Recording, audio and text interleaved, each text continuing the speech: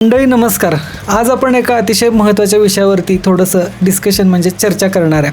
आपल्या देशात आता सगळ्यात महत्त्वाचा आणि अतिशय सेन्सिटिव्ह विषय सुरू आहे तो म्हणजे E20च्या विषयीचा. प्रत्येक जणाच्या तोंडातून तुम्ही ऐकत असाल की माझ्या गाडीत मी E20 पेट्रोल भरलं आणि माझ्या गाडीला प्रॉब्लेम आला.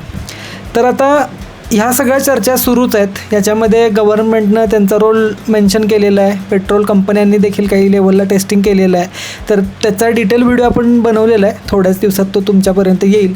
पण आत्ता मी हा व्हिडिओ बनवायचं कारण असं आहे, तुम्ही व्हिडिओच्या टायटल आणि थंबनेलवरून तुम्हाला समजतच असेल की E20च्या पाठोपाठ आता सरकार किंवा आपलं जे शासन आहे हे आयसोब्युटॅनॉलसुद्धा डिझेलमध्ये मिक्स करायचा विचार करते. तर आता या प्रकरणाची नेमकी तथ्यता किती आहे किंवा आयसोब्युटॅनॉल म्हणजे नेमकं काय आहे, या संपूर्ण गोष्टीचा आपण या व्हिडिओमधून अभ्यास करणार आहे.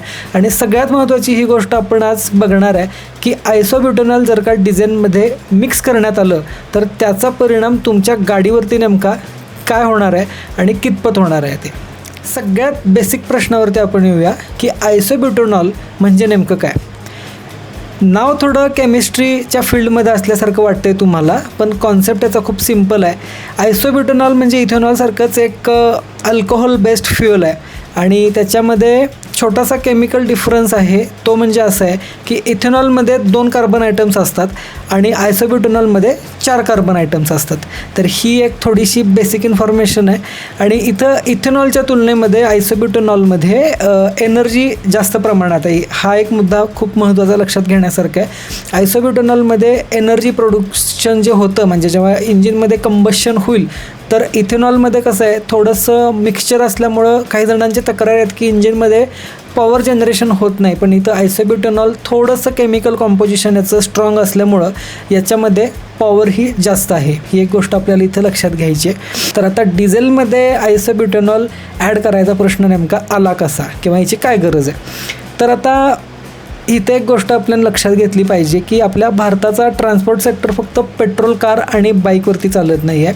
हायवेवरती दिसणारे मोठमोठे जे ट्रक्स आहेत, ST buses, private buses, tractor, construction equipment, generators किंवा बऱ्याच ज्या कार्स आहेत, गाड्या आहेत, तर याच्यामध्ये भरपूर मोठ्या प्रमाणात डिझेलचा उपयोग केला जातो म्हणजे आपल्या ट्रान्सपोर्टेशनच्या सोयीसाठी. त्यामुळे इथं जर का डिझेलचा छोटासा भाग जरी डोमेस्टिकली प्रोड्यूस्ड फ्युएलने इथं आपल्याला जर का आपल्या देशामध्ये रिप्लेस करता आला तर त्याच्या सगळ्याची सगळी आखणी आता सुरू आहे.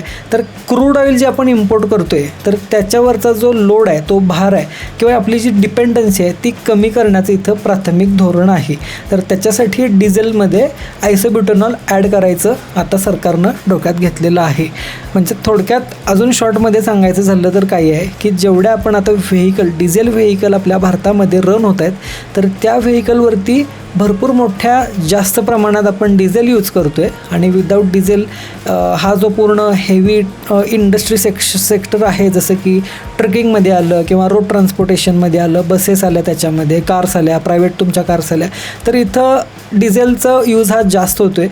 आणि थोडंसं आपण जे इम्पोर्ट करतो आहे फ्युएल किंवा क्रूड ऑइल, तर त्याच्यावरचा लोड कमी करायसाठी ही सगळी प्रोसेस करण्यात येणार आहे किंवा त्याची सगळी आखणी सुरू आहे. तर लक्षात घेण्यासारखी आहे की फ्युएलमध्ये म्हणजे डिझेलमध्ये आयसोब्युटॅनॉल मिक्स करणं म्हणजे तुमचं फ्युएल स्वस्त करणं एवढा एकमेव इथं ऑप्शन नाही आहे. तसं म्हणायला गेलं तर E20 जेव्हा मिक्स केलं पेट्रोलमध्ये तर पेट्रोलच्या प्राईस कमी व्हायला पाहिजे होत्या, पण तुम्ही आता बघताय की त्या कमी व्हायचे सोडून वाढलेल्याच आहेत. तर डिझेलमध्ये असं आपण अपेक्षा करणं पण चुकीचं आहे.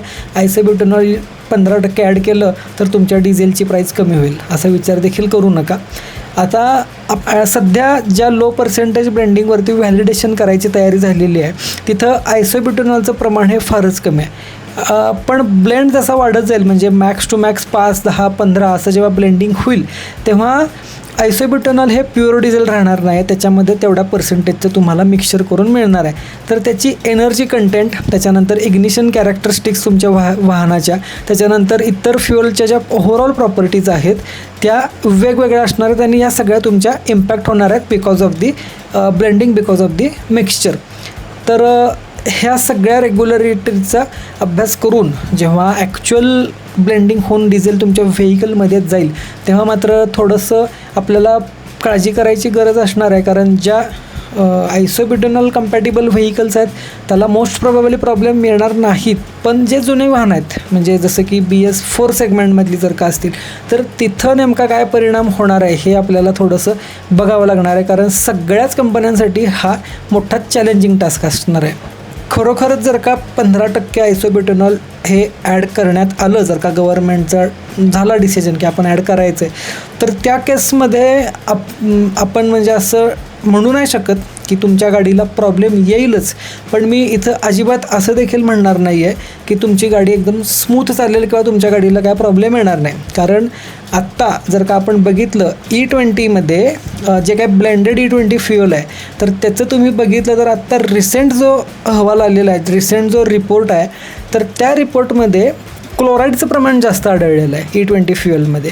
तर अशा ज्या काही गोष्टी आहेत ज्या सडनली येतात, तर असं काही आयसोब्युटेनॉलमध्ये आलं तर आपण काय त्याची खात्री घेऊ शकत नाही. त्यामुळे इथं सांगणं तुम्हाला चुकीचं आहे की तुम्ही ब्लाइंडली फ्युएल फिल करू शकता किंवा तुमच्या गाडीला काय प्रॉब्लेम येणारच नाही. ही एक महत्त्वाची गोष्ट आहे. हा व्हिडिओ बघताना बऱ्याच कार ओनरला, बऱ्याच व्हेकल ओनर्सला हा प्रश्न पडला असेल की माझ्या डिझेल व्हेकलवरती या सगळ्या गोष्टींचा काय परिणाम होणार आहे.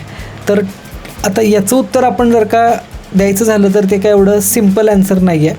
कारण E20 जसं आहे तसंच आयसोब्युटेनॉल जेव्हा येईल तेव्हा तुमच्या गाडीचे जे काही फॅक्टर आहेत, जसं की फ्युएल टँक झाला, फ्युएल इंजेक्टर झाले, किंवा तुमचं जे काही किंवा आता जर का लेटेस्ट टेक्नॉलॉजी आपण बघितला तर त्याच्यामध्ये common rail diesel injection system आहे, CRD आहे आपण ज्याला म्हणतो.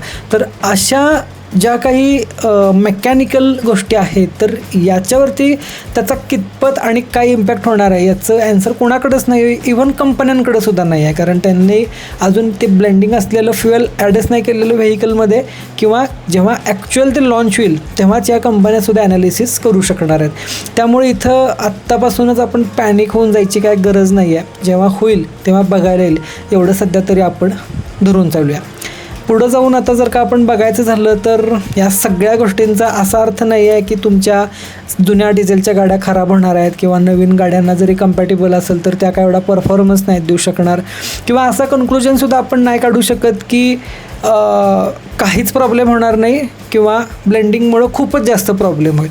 सगळ्या गोष्टी 50-50 प्रोबॅबिलिटीवर सध्या तरी आहेत. कारण ॲक्च्युअल इंडियामध्ये टिल द डेट, आज जो काही हा व्हिडिओ शूट करतो आज आहे 18 ऑगस्ट, तर आजपर्यंत तरी कुठं डिझेलमध्ये कुठलंही ब्लेंडेड मिक्सचर मिक्स केलेलं नाही. आता इथे एक गोष्ट मला आवर्जून तुम्हाला सांगायची आहे, म्हणजे थोडी इंटरेस्टिंग ही अशी गोष्ट आहे, जर का आपल्या भारतामध्ये खरोखरच हेच जर का मिक्सचर आलं तर पर्सनली माझं असं म्हणणं आहे की ट्रक जे आहेत आणि ट्रॅक्टर जे आपल्या या इकॉनॉमीचा भाग आहेत भारताच्या, स्पेशली ट्रकविषयी मी इथं बोलतो आहे, तर याच्यावरती त्याचा कितपत परिणाम होणार आहे. जे कोण ट्रान्सपोर्टमध्ये आहेत, लॉजिस्टिक ट्रान्सपोर्ट सेक्टरमध्ये कामं करणाऱ्या मोठमोठ्या कंपन्या आहेत, त्या सगळ्या कंपन्या या फ्युएल मिक्सचर ब्लेंडिंगला कसं सामोरं जाणार आहेत ही मात्र विचार करण्यासारखी गोष्ट असणार आहे. E20 आलं कारण E20चं मिक्सचर हे पेट्रोलमध्ये होतं. पेट्रोलमध्ये हेवी व्हेकल्स चालत नाहीत, तुम्हाला सगळ्यांना माहीत आहे. पण डिझेलमध्ये जेव्हा ह्या गोष्टी येणार आहेत, मिक्सचर ॲड होणार आहे, तेव्हा मात्र बघण्यासारखं असणार आहे की हा संपूर्ण बदल जो आहे तो कितपत आणि कसा या कंपन्या मॅनेज करू शकतात. कारण प्रॅक्टिकल तुम्ही जर का बघितलं तर एका ट्रकचं इयरली रनिंग हे लाखो किलोमीटरच्या आसपास असते आणि कमर्शियल ऑपरेटरसाठी 1% किंवा 2% मायलेज डिफरन्ससुद्धा त्यांच्या ओव्हरऑल रेव्हेन्यूवरती, ओव्हरऑल त्यांच्या बिझनेसवरती खूप मोठा इम्पॅक्ट टाकू शकतो. इथं फक्त ट्रान्सपोर्टचं मी लॉजिस्टिकचं बोलत नाही आहे, तर प्रवासी सेगमेंटमधल्या म्हणजे टुरिस्ट व्हेकल जे आहेत किंवा ज्या काही आपण लक्झरी बसेस वगैरे बघतो याच्यामध्ये सुद्धा 1%-2% जरी डिफरन्स आला फ्युएलमध्ये किंवा त्यांच्या ओव्हरऑल मायलेजमध्ये तर किती मोठा त्यांचा लॉस होऊ शकतो हे इथं आपण अभ्यास करणं महत्त्वाचं आहे या गोष्टीचा. आता शेवटी जर का आपण बघायचं झालं तर अजून एक मोठा प्रश्न आहे, तर तो म्हणजे आयसोब्युटेनॉल आलं म्हणजे डिझेल स्वस्त होणार का. आता याचं उत्तर तुम्हाला थोडक्यातच मी देतो किंवा तुम्हाला देखील माहीत असेल आणि कमेंट बॉक्स आपला या उत्तरानं तुम्हीच भरवून टाका. जर का पेट्रोलमध्ये E20 मिक्स केलं तर पेट्रोलची किंमत ही कमी व्हायला पाहिजे होती. पण E20 मिक्स केल्यानंतर पेट्रोल किती रुपये लिटर झाले हे तुम्हाला सगळ्यांना माहीत आहे. तर मी इथं अजिबातच असं म्हणणार नाही की डिझेलमध्ये आयसोब्युटेनॉल आलं 15% येऊ दे, 10% येऊ दे, 5% येऊ दे, पण डिझेलची किंमत काय कमी होईल असं मला वाटत नाही. माझं चुकत असेल तर तुम्ही मला करेक्ट करा. कमेंट बॉक्स ओपन आहे, सगळ्या कमेंटला रिस्पॉन्स देतो. पण तुमचं म्हणणं काय आहे या बाबतीत हे मला नक्की सांगा. आत्ता संपूर्ण जर का आपण सिच्युएशन बघितली तर व्हिडिओच्या अगदी आता शेवटला आपण बघूयात की खरोखरच ही गोष्ट जर का घडली तर भारताच्या ओव्हरऑल ट्रान्सपोर्ट सेक्टरमध्ये खूप मोठा बदल घडणार आहे. तर गव्हर्मेंट देखील विचार करूनच आयसोब्युटेनॉल हे लॉन्च करेल डिझेलसाठी. पण माहीत नाही की कधी ते लॉन्च होईल किंवा लॉन्च होणारच नाही, कारण ह्या सगळ्या गोष्टी अजून टेस्टिंग आणि व्हॅलिडेशनमध्ये आहेत. हे महत्त्वाची गोष्ट आणि ही तुम्ही नोट करून घ्या. अजूनही टेस्टिंग चालू आहे, 100% अजून सक्सेस झालेलं नाही आहे, त्यामुळं वेळ लागू शकतो. पण जर का याच्यामध्ये त्यांना सक्सेस रेशो मिळाला तर हे फ्युअल लॉन्च देखील होऊ शकतं. एवढा महत्त्वाचा मुद्दा तुम्ही लक्षात घ्या. आता फायनल तुम्ही तुमचं मत मला नक्की सांगा की आपल्या भारतामध्ये खरोखरच आयसोब्युटेनॉल येऊ शकतं का, टेस्टिंग पास होऊ शकते का, आणि जर का हे सगळं झालं तर आपल्या व्हेकलवरती याचा इम्पॅक्ट नेमका काय होऊ शकतो. व्हिडिओ आपला कसा वाटला कमेंट करून नक्की सांगा आणि अशाच माहितीसाठी आपल्या चॅनलला सबस्क्राईब करा. भेटूयात आपण अशाच एका पुढच्या व्हिडिओमध्ये. तोपर्यंत धन्यवाद.